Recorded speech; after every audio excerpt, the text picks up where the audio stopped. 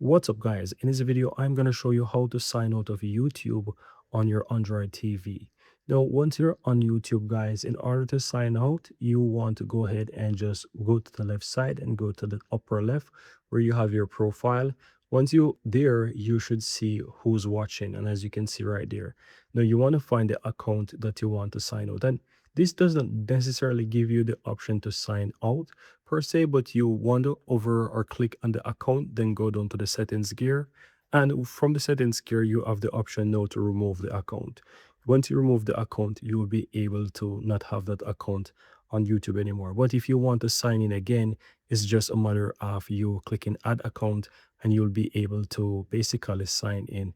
You can either scan the QR code with your phone and you'll be able to select the account from your phone and just sign into YouTube directly with your phone, and it's going to sync right back with your TV, right? So this is how you can actually do it.